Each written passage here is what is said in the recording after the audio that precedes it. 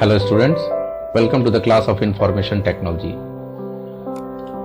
So in this series, we are going to discuss about basic computer operations and operating systems. तो आइए हम लोग देखते हैं। सबसे पहले कुछ ऐसी बातें जो हम लोग बहुत कॉमन है और हम लोग जानते भी हैं, बट कई बार ऐसा होता है कि हम लोग उस पर बहुत ज़्यादा ध्यान नहीं देते हैं। सबसे पहली बात है कि कंप्यूटर पे काम करते वक्त हम लोगों को ये एकदम सुनिश्चित करना है कि कंप्यूटर पे काम खत्म होने के बाद सबसे पहले हम लोगों को सिस्टम को शट डाउन करना है। कंप्यूटर स्टार्ट और कंप्यूटर बंद करने के बीच में हमारा शट डाउन होना एकदम मस्ट है। कंप्यूटर स्टार्ट करने के बाद, वर्क करने के बाद हमको किसी भी हालत में कंप्यूटर को प्रॉपरली शट डाउन करने के बाद ही उसका पावर स्विच ऑफ करना है। ये हम लोग बहुत बार करते भी हैं, बट अनफॉर्चुनेटली कभी कभी गलती से अगर ऐसा कभी हो जाता है तो कभी भी मत करिए। दूसरी बात है कि अगर कभी पावर कट हो गई, लाइट चला गया, तो वो अनसर्टेन रीजन है। कोशिश करनी चाहिए कि वैसे सिचुएशंस ना आए, बट जानबूझ करके तो कभी भी हमसे गलती से ऐसा नहीं होना चाहिए। स्विच ऑफ करने के पहले शट डाउन करना एकदम निहायत जरूरी होता है, इसलिए कि बहुत सारी ऐसी फाइलें होती हैं जिनका हम यूज कर रहे होते हैं। हम अपने तौर पे कंप्यूटर पे उन फाइलों को बंद कर देते हैं, बट कंप्यूटर की मेमोरी पे अभी भी वो फाइलें लोड रहती हैं, और अगर हम अचानक से कंप्यूटर बंद कर देते हैं तो उन फाइलों को करप्ट होने का खतरा रहता है। साथ ही साथ जो हमारी मेन फाइल है, जो कंप्यूटर को ऑपरेट करने वाली मेन ऑपरेटिंग सिस्टम है, उनको भी करप्ट होने का खतरा रहता है। ऑपरेटिंग सिस्टम हमारे कंप्यूटर के लिए सबसे पहला और सबसे अहम जरूरी फाइल है। कंप्यूटर सिस्टम, ऑपरेटिंग सिस्टम अगर कंप्यूटर में ना हो तो हम कंप्यूटर को ऑपरेट करने की कल्पना भी नहीं कर सकते। हम किसी सॉफ्टवेयर को इंस्टॉल्ड अगर सॉफ्टवेयर कोई पहले से है, इंस्टॉल नया तो कर नहीं सकते, लेकिन अगर कोई पहले से हमारे हार्ड ड्राइव पे वो सॉफ्टवेयर पड़ा भी है तो उसको चलाने के बारे में हम सोच भी नहीं सकते, क्योंकि हमारा कंप्यूटर कभी फंक्शन नहीं करेगा विदाउट ऑपरेटिंग सिस्टम। तो ऑपरेटिंग सिस्टम, एटलीस्ट एक ऑपरेटिंग सिस्टम हमारे कंप्यूटर पे होना चाहिए। एक से ज्यादा भी ऑपरेटिंग सिस्टम्स हम लोग अपने कंप्यूटर पे रख सकते हैं और उनको ऑपरेट कर सकते हैं। तो सबसे पहले इस चीज की बहुत जरूरत है कि हम लोग अपने कंप्यूटर को बंद करने से पहले उसको प्रॉपरली शट डाउन करके तभी हम अपने कंप्यूटर का पावर स्विच ऑफ करें। अब इसके बाद हम लोग देखते हैं कि ऑपरेटिंग सिस्टम होते क्या हैं। जैसे यहाँ बात आई ऑपरेटिंग सिस्टम की, ऑपरेटिंग सिस्टम पे हम लोग देखते हैं कि होता क्या है। ऑपरेटिंग सिस्टम एक इंटरफेस है हमारे और कंप्यूटर के बीच में। An operating system is the basic software that controls the computer. It serves as an interface. Interface क्या होता है? हमारे और कंप्यूटर के हार्डवेयर के बीच में एक लिंकिंग होता है। ये एक कड़ी है जो हम लोगों को कंप्यूटर को ऑपरेट कराने में मदद करती है। कंप्यूटर के अंदर सारे सॉफ्टवेयर्स हैं, सारी फाइलें हैं, बट कहाँ है हमको पता नहीं है। हम ये जानते हैं कि हमारी फाइलें कंप्यूटर के अंदर सेव्ड है, बट हार्ड ड्राइव के कौन से सेक्टर पे, कौन से ट्रैक पे वो फाइलें पड़ी हैं, कौन सी एलोकेशन यूनिट में वो फाइलें पड़ी, हमको नहीं मालूम। हमको रिट्राइव करने के लिए बस उसका जस्ट एक आइकन दिख जाता है, उन पे क्लिक करते हैं और हम अपनी फाइल को ओपन कर लेते हैं। सॉफ्टवेयर कंप्यूटर के हार्ड ड्राइव के कौन से पार्ट में इंस्टॉल्ड है और कहां से उनको ओपन करना है, ये हमको पता नहीं।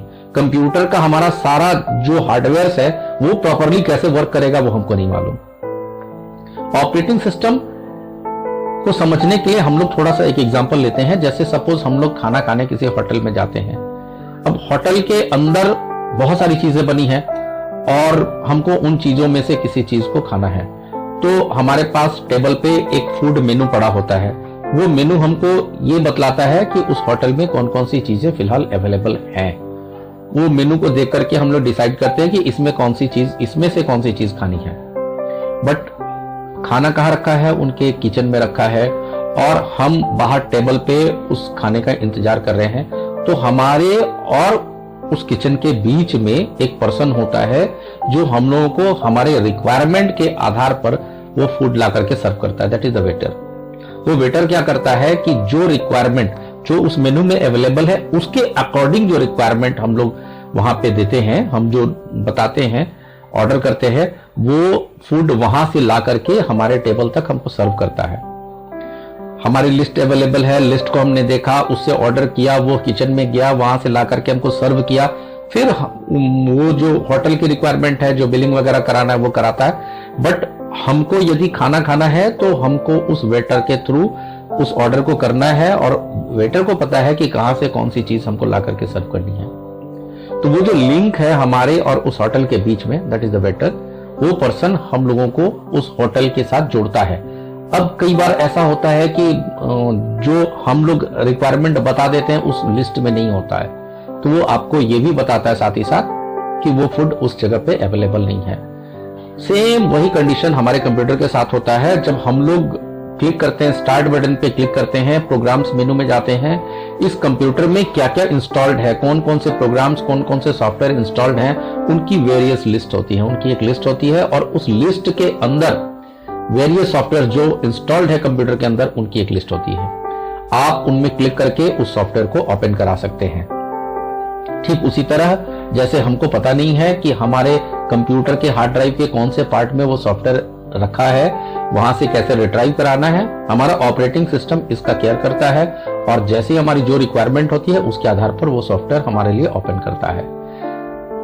कुछ फंक्शंस हम लोग ऑपरेटिंग सिस्टम का देखेंगे। ये जो है हमारी जितनी सारी डिवाइसेस हैं, उन डिवाइसेस को ये मैनेज करता है, उनको ऑपरेट कराता है, साथ ही साथ ये उनके स्टेटस को भी ट्रैक करता है। वो डिवाइसेस काम कर रही हैं, नहीं कर रही हैं, बिजी हैं, ये सारा स्टेटस ये चेक करते रहता है। अगर सपोज हम लोगों ने किसी फाइल को खोलने का कमांड दिया है और उस फाइल को खोलने से पहले हम दूसरे फाइल को ओपन करने की कोशिश करते हैं, और हमारा प्रोसेसर, हमारा कंप्यूटर सिस्टम अगर उस समय बिजी होता है, तो एक बिजी आइकन, हमारे माउस का पॉइंटर जो है वो एक बिजी आइकन में तब्दील हो जाता है, और उस समय हमको पता चल जाता है, कंप्यूटर हमको इशारे कर देता है कि हमारा कंप्यूटर जो है अभी बिजी है, वो प्रोसेसर जो है वो आपकी दूसरी फाइल को ओपन करने में लगा है। साथ ही साथ कई बार ऐसा होता है कि हमने प्रिंटिंग कमांड दे रखा है, प्रिंटिंग पहला क्लियर नहीं हुआ, दूसरा प्रिंट हमने दे रखा है, प्रिंटर हमारा बिजी है, या किसी वजह से प्रिंटर में कोई फॉल्ट आ गया, पेपर जैम हो गया, तो वो आपको तुरंत इन्फॉर्म करता है। यानी जितनी सारी डिवाइसेस अटैच्ड है हमारे कंप्यूटर सिस्टम के साथ, उन सारी डिवाइसेस को वो ट्रैक करता है, उनका इंफॉर्मेशन रखता है, और टाइम टू टाइम हमको इन्फॉर्म करता है। इसके अलावा हर एक डिवाइस की फंक्शन की जांच करता है। अगर आपके कंप्यूटर में कीबोर्ड काम नहीं कर रहा है तो आपको कंप्यूटर फ्लैश कर देता है, वो मैसेज आ जाता है। यदि आपका माउस वर्क नहीं कर रहा, आपका प्रिंटर वर्क नहीं कर रहा है, तो जितनी डिवाइसेस हैं, आपका सपोज डीवीडी रोम वर्क नहीं कर रहा है, जो आपने रिमूवेबल स्टोरेज मीडिया यानी पेन ड्राइव लगाया वो वर्क नहीं कर रहा है, तो जितनी भी चीजें हमारे, जितने हार्डवेयर हमारे कंप्यूटर के साथ अटैच्ड हैं, फंक्शन नहीं कर रहे हैं प्रॉपरली, तो उसकी सूचना, उसका एक लिस्टिंग करता है और हमको डिस्प्ले भी कराता है। तो सारी चीजों पर ये ध्यान रखते हुए उसकी एक लिस्टिंग तैयार करता है।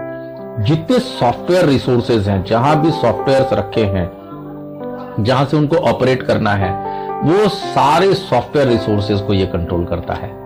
इसके साथ साथ हमारी मेमोरी की भी प्रॉपर ट्रैकिंग करके रखता है। हमारी मेमोरी का कितना पोर्शन यूज में है, कितना पोर्शन खाली है।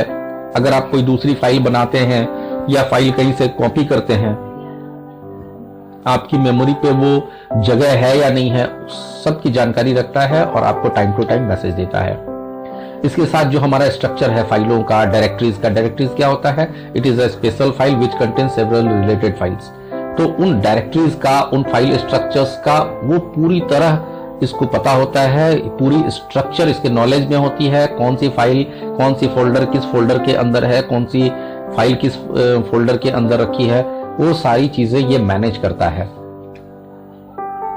जितने भी स्पेसेस हैं, जो स्पेस हमारे हार्ड डिस्क में है या हमने जो पेन ड्राइव लगाया, जो स्टोरेज रिमूवेबल स्टोरेज लगाया, उस पे जितनी भी स्टोरेज कैपेसिटी है, उसकी जितनी स्पेसेस बचे हैं या यूज्ड हैं, उन सब की ट्रैकिंग करता है ये।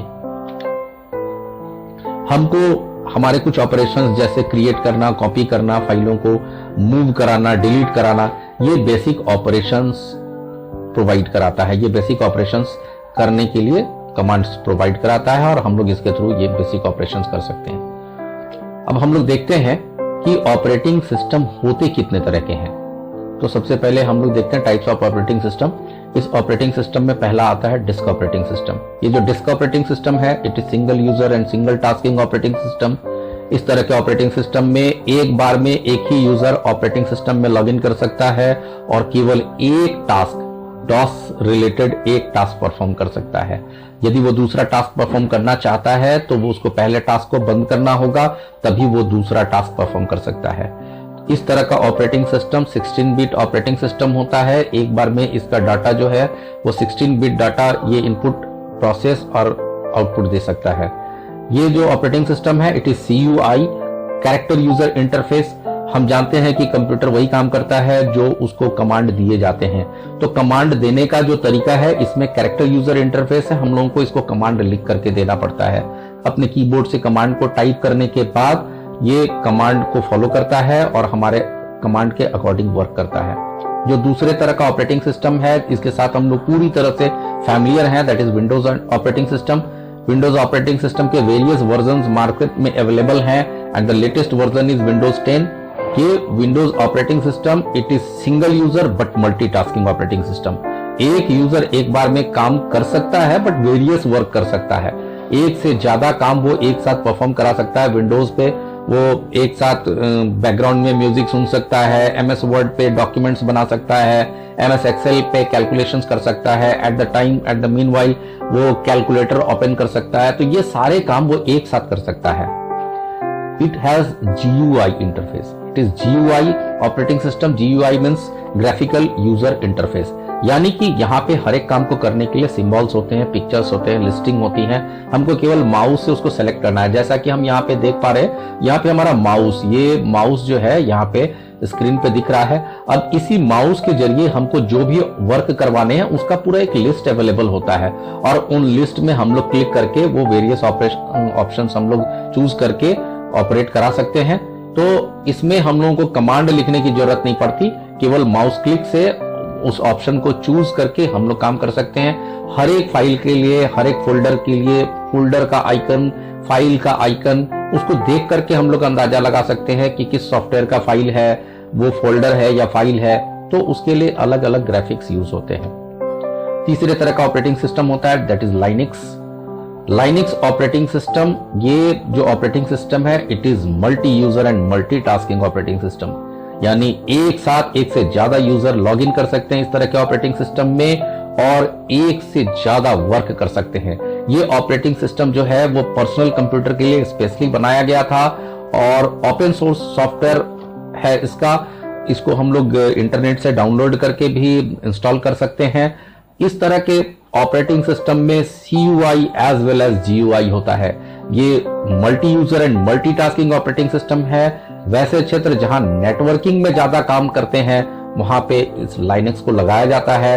मल्टीपल यूजर लॉगिन दे सकते हैं बैंक्स में, पोस्ट ऑफिसेज में, रेलवेज में, जहां पर्सनल कंप्यूटर की नेटवर्किंग से हमको काम करना है और सर्वर और क्लाइंट्स बनाने हैं, तो वहां पे हम लोग लाइनक्स ज्यादा प्रेफर करते हैं।